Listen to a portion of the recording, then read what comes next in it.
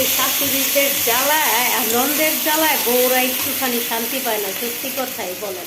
খাইতে গেলে দোষ, শুইতে গেলে দোষ, এইটা ধরতে গেলে দোষ, সব দোষ দোষ দোষ জানি একদম বউদের। মানে তারা কোনো কোনো কিছু দোষ করতেই পারে না, তাদের মতো মানুষ মানে তুলসী পাতা,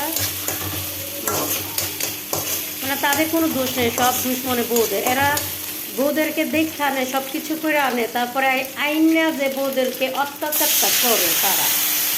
যদি বউরাও যদি তাদের মতো এরকম অত্যাচার করতো তাহলে শাশুড়ি আর ননদগুলো না ভালো হয়ে যেত, যা ঠিক কথাটা না? মানে উল্টাভাবে যদি তাদেরকে শাস্তি দেওয়া হয় তাহলে প্রত্যেকটা শাশুড়ি আর ননদরা ওদের ভালো হয়ে যাবে। তার শাশুড়িটা চিন্তা করে না যে আমি পরের মেয়েকে এরকম অত্যাচার করলে নিজের মেয়ে ওর একটা আছে, সেটাও তো অত্যাচার করবে মানুষ। সেই কথাটাই কেন বুঝে না, আমি সেটাই বুঝি না শাশুড়ি।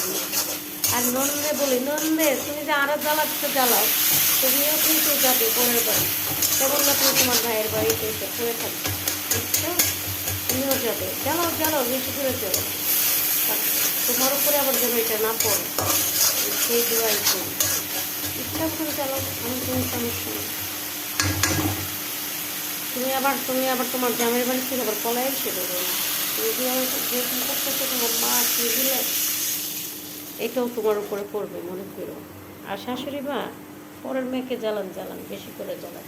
যখন আপনার মেয়েকে জ্বালাবে তখন বুঝবেন। এখন তো বুঝতেছেন না, পরের মেয়ে পাইয়া বুঝতেছেন না।